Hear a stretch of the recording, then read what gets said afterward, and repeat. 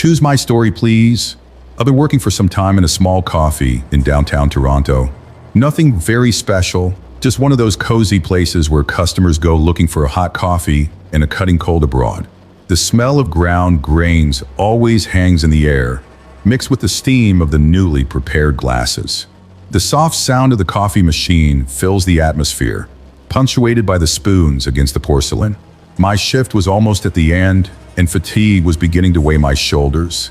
I was already in automatic mode, cleaning the counter for the third time, waiting for the last client to finally be able to close the store. That's when he entered. The doorbell rang, a familiar sound, but at that moment it seemed shifted, as if echoed from a distant space. I lifted my eyes from the counter and saw him. Tall, slender, wearing a thick coat, dark gloves, and a curled neck curled, which was not strange to a Canadian winter. But there was something about him, something that didn't seem right. It took me a second more than usual to process, something in the way he moved or how light seemed to behave around him. My eyes tried to focus on his face, but I couldn't distinguish the features clearly. It was like looking at a trembled photo, blurred at a specific point. I blinked a few times, thinking it was just tiredness. I struggled to ignore the shiver that climbed my spine, but an uncomfortable feeling was already installed. Maybe it was just a trick of the lighting of coffee mixed with my exhaustion. That made sense, right? Good night. Can I write down your order? My voice came out slightly hesitant, something that didn't please me. He stayed there, stopped, did not answer immediately. I just watched me, or at least that was the impression I had, because I couldn't see your eyes clearly. A strange cold traveled my back of my neck. The seconds went slow, and the coffee, which just looked like a warm and welcoming space, suddenly became too silent. The buzz of the latest customers disappeared without my realization. The air seemed loaded with a metallic moisture, a smell I couldn't identify. It was not sweat, nor the typical smell of coffee. It was something more subtle, but it made my stomach roll slightly. Finally, he said, "A black coffee." The voice was low, scratched, but no emotion, as if it didn't really belong to him, as if it had been extracted from somewhere far away. And for a short moment, I felt an irrational impetus to leave, cross that door, and not look back. I swallowed. I took a cup, trying to act normally. Maybe I was just tired. Perhaps. The noise of the machine breaking the silence brought me a minimal feeling of normality, but his presence was still there, immovable. I took the cup and put it on the counter. He reached out and picked up his cup, strange. Their movement seemed a little uncoordinated, almost artificial, as if each action required unusual effort. And then he did something that shivered me completely. He raised his cup toward what his mouth should be, but the coffee, the liquid simply did not diminish. There was no sips, no swallowing movement. The coffee was there, untouched, as if just pretended to drink.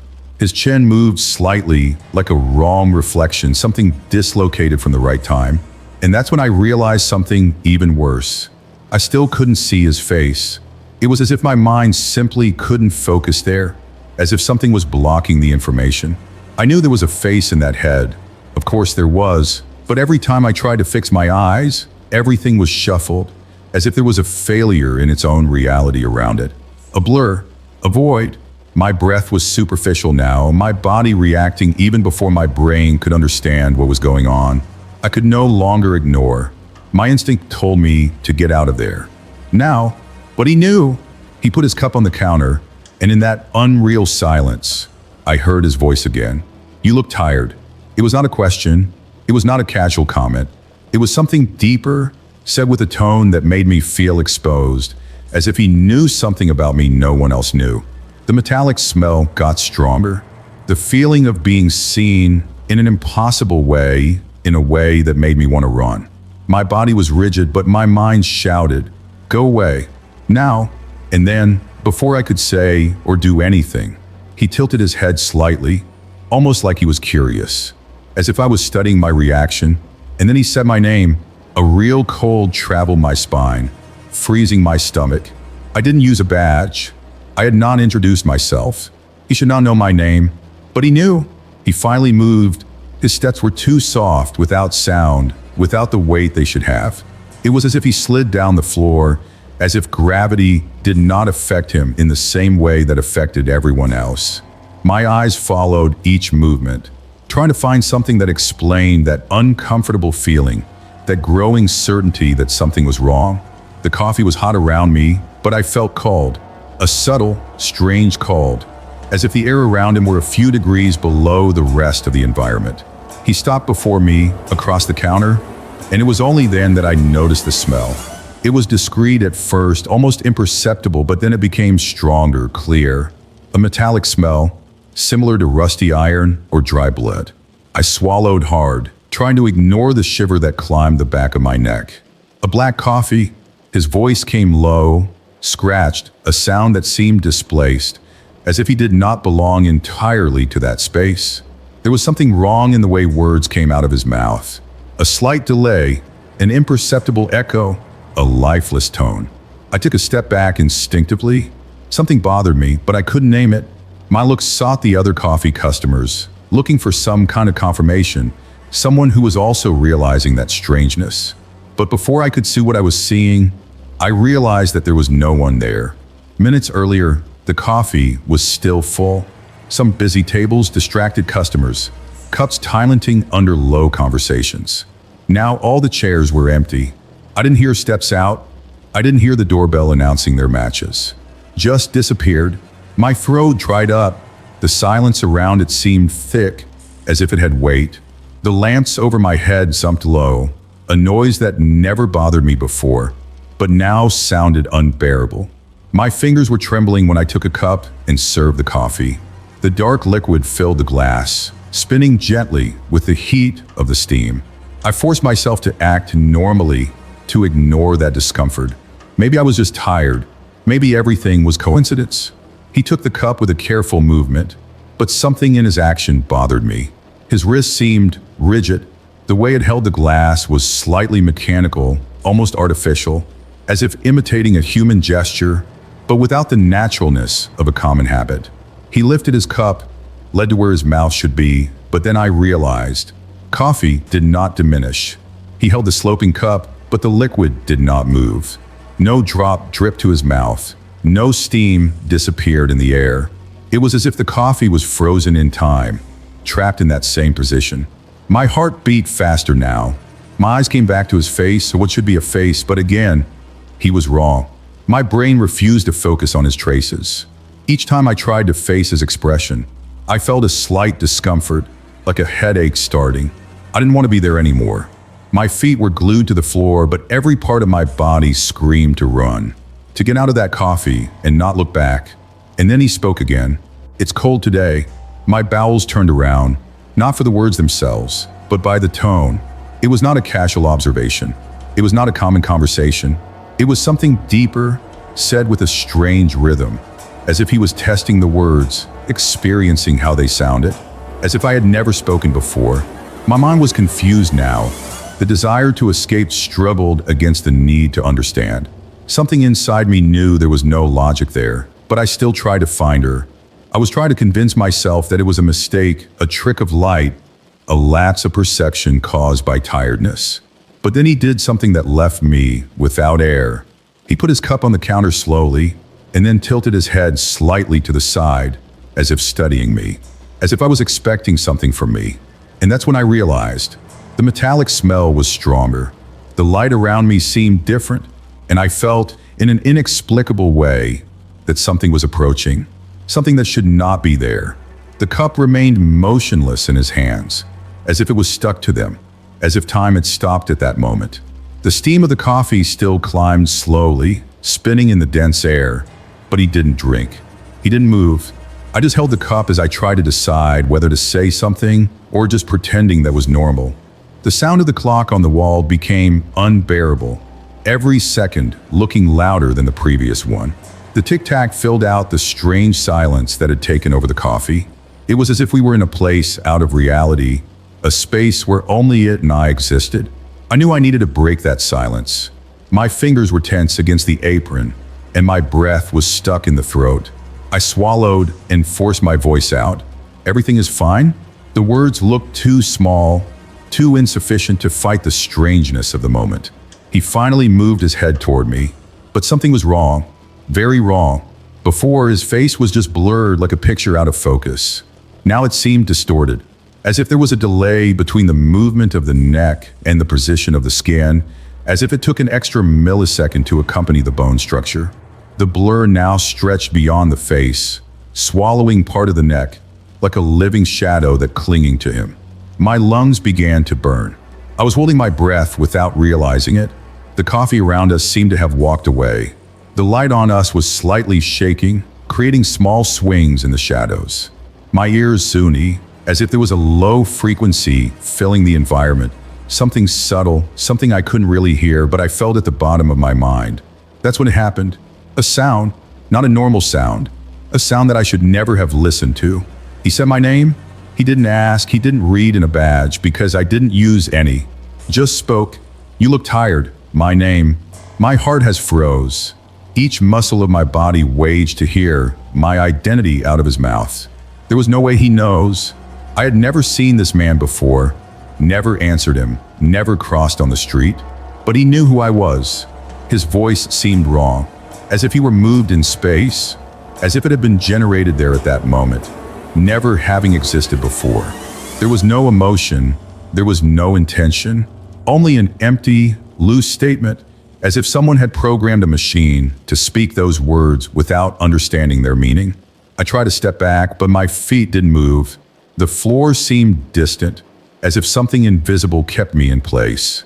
He slightly tilted his head, and for a moment I thought his strokes were starting to recompose himself. But not in a normal way. They looked test different forms, as if they were deciding which face to use.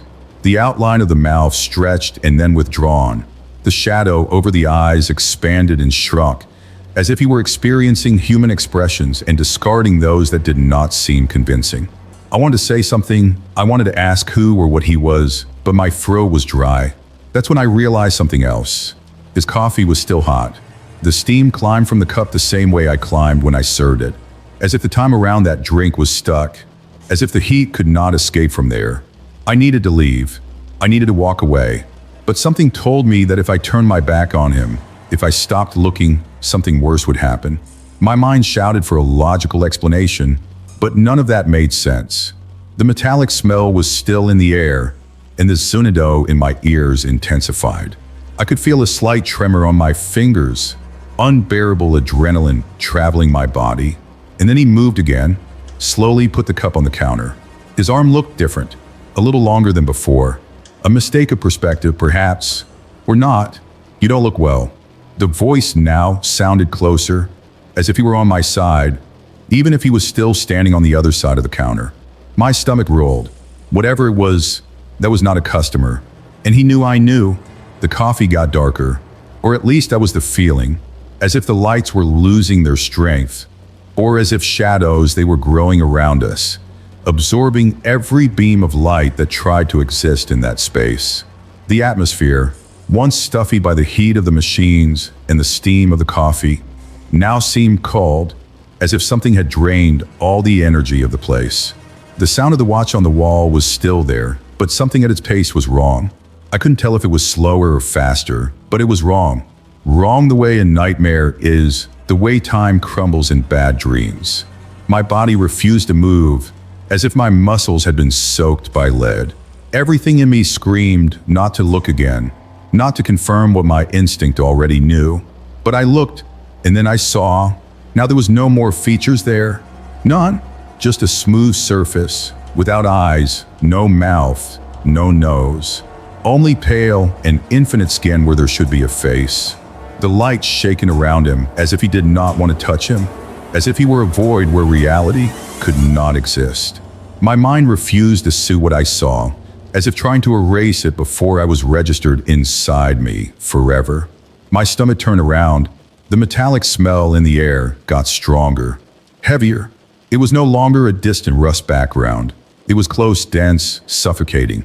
The thing didn't need a face to see me. She already knew who I was. A shiver went up on my neck. My legs threatened to collapse. Something inside me said that if I blinked, if I looked away, something worse would happen. The darkness around him seemed to be pulsed, as if he was alive, and the time, That damn time seemed trapped in a second that extended forever. I wanted to scream, but my throat was locked. I wanted to run, but my body was rooted on that cold floor. So he moved, not with a natural movement, not as a human being moves. It was a displacement, as if it had been dragged a few inches without his legs to take him there. The sound, there was no sound, only the severe and growing zonid that now pulsed deep in my mind, as if something was trying to communicate, but at a frequency that I should not be able to hear. Then he took a step, and it was the worst thing I've ever seen, because he didn't step on the floor. He slid upon him, his leg moving like an ill-feed illusion, as if gravity did not arrest him in the same way that attached me. The clock on the wall stopped. The lights trembled one last time, and then they went out. The absolute dark had the coffee. I didn't know if it was still there, but I felt something breathing close to me, something that made no sound with my breath, but whose presence was unbearably palpable. My name. I heard my name again, not leaving a mouth because he didn't have one, but echoing inside my head, as if the darkness itself was talking to me. And then something cold touched my arm, and everything was silent. The next moment was a blur. The absolute dark still involved everything, heavy, as if it had density. My body was paralyzed, my lungs burned for shortness of breath, and the cold touch on my arm was still pulsed like a silent electric shock. But then, in the blink of an eye, everything returned to normal. The coffee was there, as if nothing had happened. The light on my head blinked one last time and stabilized. The clock on the wall scored the seconds, without haste, without strange noises. Only the same monotonous ICT that has always been part of that environment. The tables were occupied again. Distrained customers drank their coffees, talked softly, or looked at their cell phones. The barista who shared the shift with me appeared behind the counter, humming softly while checking the orders. It was as if no one had realized anything, as if time had simply ignored what happened.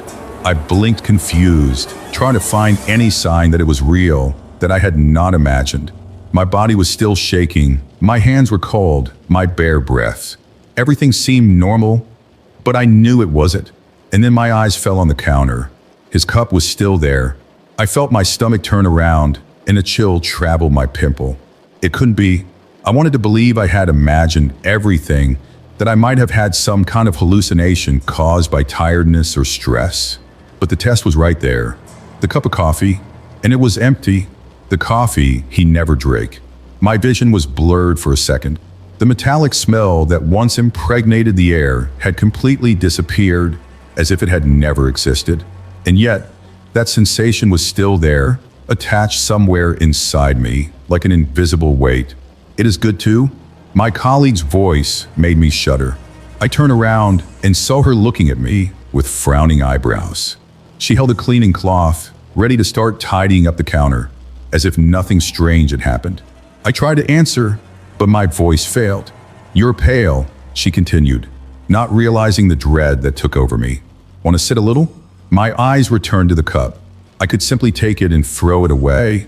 I could ignore everything and convince myself that nothing happened. But a part of me knew it wouldn't be so simple. I swallowed hard, forcing my voice out. "Do you remember the guy here now?" She frowned. "What guy?" My chest squeezed. "The customer. You ordered a black coffee." She shook her head slowly, as if trying to understand where I wanted to go. "Are you talking about the Lord who sat there in the corner just now?" My eyes went to the indicated table. A middle-aged man read the newspaper, completely oblivious to whatever was happening to me. "No, know him. The other." She let out a sigh and crossed her arms. "You're weird today." I didn't insist. Instead, I let go of the apron and stepped back. My heart was still too fast, my mind through with the memory of that faceless thing, the voice that echoed inside my head. I knew that if I stayed there longer, it would go crazy, so I did the only thing left to me. I resigned the next day. I never returned to that coffee again. I never tried to understand what happened. I never wanted to look for answers, because, deep down, a part of me knew that any explanation I found would only make everything worse. But sometimes, in the middle of the night, according to that feeling, that someone is watching me, even without a face. And this was one of our followers' stories. If you want your story to be told by us as well, leave it in the comments below this video. And if you enjoyed this video and want to see more content like this, we prepared the next video especially for you. Click here to watch it.